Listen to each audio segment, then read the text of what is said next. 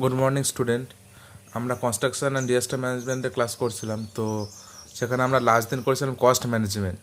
তো আজকে আমরা একটা নেটওয়ার্কের মাধ্যমে দেখব যে কীভাবে আমরা কস্টটাকে অপটিমাইজ করতে পারি, বা ক্র্যাশ কস্ট বা নর্মাল কস্টটা কীভাবে আমরা কমাতে পারি। তো ফার্স্টে আমরা দেখে নিই, এখানে কিছু ডেটা আমার প্রোভাইড করা আছে। এই টপিকটার নাম হচ্ছে network planning for cost optimisation, মানে একটা নেটওয়ার্ককে কস্ট অপটিমাইজ কীভাবে করা হয় নেটওয়ার্কের মাধ্যমে। তো এখানে কিছু অ্যাক্টিভিটি দেওয়া আছে 1 to 2, 2 to 3, মানে টোটাল আমার অ্যাক্টিভিটি হচ্ছে 1 to 2, 2 to 3, টোটাল হচ্ছে অ্যাক্টিভিটি। মানে এটা যদি 1 হয়, এখান থেকে এরম আছে 2, নেক্সট আছে 3, এই হচ্ছে আমার টোটাল অ্যাক্টিভিটি। এবার তার জন্য নর্মাল ডিউরেশন কিছু দেওয়া আছে, মানে 1 to 2 জন্য পাথ ডিস্টেন্স হচ্ছে 9, মানে 9 days, আর নর্মাল কস্ট হচ্ছে 8000, ঠিক আছে। আর 1 to 2 জন্যই ক্র্যাশ কস্ট বা ক্র্যাশ ডিউরেশন হচ্ছে 6 days, আর ক্র্যাশ কস্ট হচ্ছে 9500। সেম অ্যাজ 2 to 3 জন্য হচ্ছে নর্মাল ডিউরেশন 5 days, আর তার নর্মাল কস্ট হচ্ছে 5000, আর তার ক্র্যাশ ডিউরেশন হচ্ছে 3 days, আর ক্র্যাশ কস্ট হচ্ছে 5000। মানে যদি আমরা 5 দিনে কমপ্লিট করি আমার লাগবে 5000, আর যদি সেইটাকে আমরা ক্র্যাশ ডিউরেশনের মাধ্যমে বা 3 দিনে কমপ্লিট করতে, তার জন্য লাগবে কত? 5500। এবার আমরা দেখতে হবে কোন ওয়েতে গেলে কোন ক্র্যাশ কস্টটাকে কাজে লাগিয়ে আমরা কম টাইমে কম খরচে আমরা কাজটা কমপ্লিট করতে পারি। তো এখানে কী বের করতে বলা হয়েছে? প্রজেক্ট ওভারহেড কস্ট আর 300 পার ডে, মানে ওভারহেড কস্ট যেটা আছে সেটা হচ্ছে 300 পার ডে। ডিটারমাইন দি লিস্ট কস্ট প্ল্যান, মানে আমার একটা কম খরচার প্ল্যান করতে হবে, কম খরচায় কাজটা কমপ্লিট করতে পারি, ঠিক আছে। তো ফার্স্টে আমরা একটা ডেটা শিট তৈরি করে নিচ্ছি এই ডেটাগুলো থেকে। সেটা কি? সেটা হচ্ছে, এটাকে বলা হয় কস্ট স্লোপ। এই ডেটা শিটটাকে বলা হয় কস্ট স্লোপ। মানে কি, আমরা ডেল সি বাই ডেল টিটাকে বের করছি, মানে ক্র্যাশ কস্ট আর ক্র্যাশ টাইমের যে ডিফারেন্সটা সেটার আমরা রেশিওটাকে বের করছি। তাহলে ফার্স্ট আমরা দেখে নিই 1 to 2 অ্যাক্টিভিটির জন্য ডেল সি কত আসছে। ডেল সি মানে কি, আমার টাইম ডিফারেন্সটা, ঠিক আছে।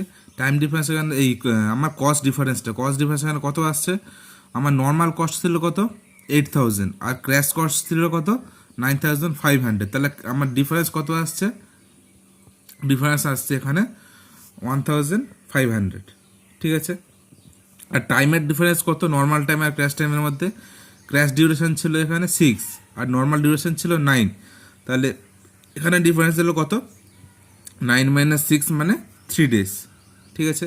তাহলে স্লোপ কত আসবে? 3 দিনের জন্য আমার এক্সট্রা কত খরচা হচ্ছে এখানে? 1500। তাহলে পার ডেতে কত হচ্ছে? এটা হচ্ছে 500 করে, ঠিক আছে। সেম অ্যাজ 2 to 3 জন্য 2 to 3 জন্য আমার এক্সট্রা কস্ট কত লাগছে? এটা আছে কত? ক্র্যাশ কস্ট 5500, আর নর্মাল কস্ট হচ্ছে এখানে 5000, মানে আমার এক্সট্রা কস্ট কত লাগছে এখানে? 500। আর টাইম কত? ক্র্যাশ ডিউরেশন হচ্ছে 3 day, আর নর্মাল ডিউরেশন 5 day, মানে 5 - 3 মানে 2 day। তাহলে দুদিনে টোটাল এক্সট্রা খরচা হচ্ছে কত? 500। তাহলে একদিনের কত খরচা? 250। তাহলে এটা হয়ে গেল আমাদের কস্ট স্লোপ। এবার আমরা কি করছি, নর্মাল ডিউরেশনটাকে দেখে নিচ্ছি। Normal duration of the project সেটা কত? যদি নর্মাল টাইম ধরে আমরা কাজটা করতাম তাহলে কত আসতো এখানে? 9 + 5 মানে 14 days, ঠিক আছে। আর নর্মাল কস্ট কত হতো? 8000 + 5000 মানে 13000। সেটা আমরা এখানে বের করেছি। Normal duration of the project 9 + 5 মানে 14 days, আর normal cost of the project 8000 + 5000 = 13000, ঠিক আছে। নেক্সট আমরা কি করছি, now we replace the normal activity of 2 to 3 by its crash activity. মানে এই যে 2 to 3 যে পাথটা আছে, এই পাথের নর্মাল অ্যাক্টিভিটি আমরা ক্র্যাশ অ্যাক্টিভিটি দিয়ে রিপ্লেস করছি। নর্মাল টাইম এখানে কত ছিল? 5, ঠিক আছে। নর্মাল টাইম ছিল এখানে 5, আর ক্র্যাশ টাইম কত আছে এখানে? ক্র্যাশ টাইম আছে এখানে 3। এই নর্মাল টাইমকে আমরা ক্র্যাশ টাইম দিয়ে রিপ্লেস করব, ঠিক আছে। তার জন্য এক্সট্রা টাইম কত লাগবে, এক্সট্রা কস্ট কত লাগবে সেটা একবার দেখে নিই। Extra cost for crash activity for 2 to 3, 2 to 3 জন্য আমার এক্সট্রা টাইম কত লাগছে আর এক্সট্রা কস্ট কত লাগছে? এক্সট্রা টাইম লাগছে আমার 2 days, যেহেতু নর্মাল টাইম ছিল 5 day আর ক্র্যাশ টাইম ছিল 3 day, তাহলে এক্সট্রা টাইম লাগছে আমার 2 days। আর এক্সট্রা কস্ট কত লাগছে পার ডেতে? সেটা হচ্ছে 250 করে, যেটা আমরা কস্ট স্লোপের টেবিল থেকে আগে পেয়েছি। এবারে টোটাল তাহলে এক্সট্রা কস্ট কত লাগছে এখানে? Extra cost for the crash activity কত? 250 × 2 মানে 500। এবারে তাহলে প্রজেক্ট ডিউরেশন কত হবে? মানে 1 to 2 জন্য যেটা ছিল সেই ডিউরেশন আমরা রাখছি 9 ডেজ, আর 2 to 3 জন্য ডিউরেশন হচ্ছে 3 ডেজ। 2 to 3 জন্য ডিউরেশন হচ্ছে 3 ডেজ। তার মানে কত আসছে, যদি 3 ডেজ হয় মানে 5 ডেজটাকে আমরা রিডিউস করে করেছি কত 3 ডেজ, তার টোটাল ডিউরেশন কত 12 ডে। ঠিক আছে, নেক্সট কী করছি আমরা, ডাইরেক্ট কস্টের সাথে অ্যাড করে নিচ্ছি direct cost for 12 day completion, মানে যে 12 ডে হলো, প্রথমটা 9 ডেজ আর সেকেন্ডটা 3 ডেজ, এটা করে আমার যে ডাইরেক্ট কস্ট যেটা আসছে সেটা কত, ডাইরেক্ট কস্ট ছিল আমার কত ডাইরেক্ট কস্ট আমার কত বেড়ে গেল, তাহলে নর্মাল কস্ট ছিল কত 13,000, তার সাথে এক্সট্রা অ্যাড হলো কত এই 500, তাহলে কত হলো 13,500। তাহলে এইটা হয়ে গেল কি 12 ডেজের জন্য, যেটা আমরা বের করছিলাম যে এই সেকেন্ড 2 to 3 অ্যাক্টিভিটি কমিয়ে সেই 12 ডেজের জন্য অ্যাক্টিভিটির জন্য কস্ট কত এসে গেল 13,500। নেক্সট আমরা কি করব, নেক্সট আমরা 1 to 2 যে অ্যাক্টিভিটি সেটাকে রিপ্লেস করব। Now replacing the normal activity of 1 to 2 by crash activity. ঠিক আছে, তাহলে 1 to 2 অ্যাক্টিভিটিকে আমরা রিপ্লেস করব ক্র্যাশ অ্যাক্টিভিটি দিয়ে। সেটা যদি করি তাহলে কত আসছে, নর্মাল টাইম ছিল কত 9 ডেজ, সেটাকে আমরা ক্র্যাশ অ্যাক্টিভিটি কত আছে 6 ডেজ, তাহলে ডিফারেন্স কত 3 ডেজ। ঠিক আছে, এক্সট্রা কস্ট কত লাগছে, পার ডেতে এক্সট্রা কস্ট আমরা পেয়েছি কস্ট স্লোপ থেকে 500, তাহলে 3 দিনের জন্য এক্সট্রা কস্ট কত 1,500। আর প্রজেক্ট ডিউরেশন কত আসছে, যদি এইভাবে আমরা কমিয়ে দিই প্রজেক্ট ডিউরেশন কত আসছে, তাহলে প্রজেক্ট ডিউরেশন প্রথমটা 1 to 2 এর জন্য 6 ডেজ আর 2 to 3 এর জন্য হচ্ছে 3 ডেজ, আর টোটাল কত আসছে 9 ডেজ, টোটাল আসছে এখানে 9 ডেজ। তাহলে প্রথম 1 to 2 এর জন্য 6 ডেজ আর 2 to 3 এর জন্য 3 ডেজ, তার টোটাল আসছে 9 ডেজ। এবারে direct cost for the day activity completion সেটা কত আসছে 13,500, যেটা আগেই পেয়েছিলাম, মানে 2 to 3 ক্র্যাশ কস্ট দিয়ে কমানোর পরে কত পেয়েছিলাম 13,500, তার সাথে অ্যাড কত হচ্ছে 1,500, তা টোটাল কত হয়ে গেল 15,000।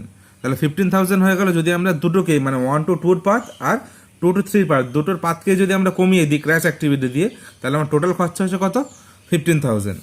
ঠিক আছে, এবারে আমরা আমাদের গিভেন ডেটার মধ্যে আমরা আরেকটা জিনিস পেয়েছিলাম, সেটা কি ইনডাইরেক্ট কস্ট বা ওভারহেড কস্ট কত বলা হয়েছিল 300 পার ডে। এবারে আমরা 3টে টাইপের অ্যাক্টিভিটির জন্য আমরা দেখে নেবো যে আমার ওভারহেড কস্ট কত আসছে। যদি আমরা 14 ডেজ মানে যদি নর্মাল ডিউরেশন ধরেই করি, তাহলে আমার টোটাল কত আসবে ইনডাইরেক্ট কস্ট 300 × 14 মানে 4200 মানে 4,200। যদি আমরা 12 দিনের কাজটাকে কমপ্লিট করতে চাই, মানে সেকেন্ড পার্টটাকে যদি ক্র্যাশ অ্যাক্টিভিটি দিয়ে আমরা রিপ্লেস করে করতে চাই, তখন আসবে কত 300 × 12 মানে 3,600। আর যদি আমরা দুটোকেই ক্র্যাশ অ্যাক্টিভিটি দিয়ে রিপ্লেস করে দিই তখন কত আসবে 9 ডেজ, ইনডাইরেক্ট কস্ট কত আসবে 300 × 9 মানে 2,700। ঠিক আছে, এবারে টোটালটাকে যদি আমরা অ্যাড করি তাহলে কী আসছে দেখে নিই, ডিউরেশন এখানে ডেতে প্রত্যেকটা ডিউরেশন দেওয়া আছে, এখানে দেওয়া আছে ডাইরেক্ট কস্ট, তারপরে দেওয়া আছে ইনডাইরেক্ট কস্ট, তারপরে আছে টোটাল কস্ট। ঠিক আছে, ডাইরেক্ট কস্ট কত আছে, প্রথমটা 14 ডেজের জন্য ডাইরেক্ট কস্ট কত আছে 13,000। ঠিক আছে, ইনডাইরেক্ট কস্ট কত আছে 4,200 14 ডেজের জন্য, 14 ডেজের জন্য কত 4,200। তাহলে এটা অ্যাড করলে কত হয়ে গেল 17,200। ঠিক আছে, 12 ডেজের জন্য আমরা যেটা পেয়েছিলাম ডাইরেক্ট কস্ট কত 13,500, আর আমরা এখানে আমরা ইনডাইরেক্ট কস্ট কত পেয়েছি 3,600, তাই টোটাল কত হয়ে গেল 17,100। ঠিক আছে, আর 9 ডেজের জন্য আমরা পেয়েছিলাম কত 15,000, আর এখানে আমরা ডাইরেক্ট কস্ট ইনডাইরেক্ট কস্ট পেয়েছিলাম 2,700, টোটাল কত হয়ে গেল 17,700। তাহলে সবকটার মধ্যে আমার সব থেকে মিনিমাম কস্ট কোনটায় লাগছে এই 12 ডেজে। তাহলে আমরা 12 ডেজ যদি নেটওয়ার্কটা কমপ্লিট করি তাহলে আমার সব থেকে কস্ট কম লাগছে, সেটা হচ্ছে অপটিমাইজেশন অফ কস্ট। তাহলে আমরা কি বলতে পারি, the 12 day completion is the least cost plan, মানে 1 to 2 যাওয়ার জন্য আমরা টাইম নেবো 9 ডেজ আর 2 to 3 যাওয়ার জন্য টাইম নেবো 3 ডেজ, মানে এই পাথটাকে আমরা ক্র্যাশ অ্যাক্টিভিটিতে রিপ্লেস করলে আমার এই প্রজেক্টটা কমপ্লিট করতে সব থেকে শর্টেস্ট টাইম লাগবে। তো এটাই ছিল আমাদের কস্ট অপটিমাইজেশন বাই নেটওয়ার্ক।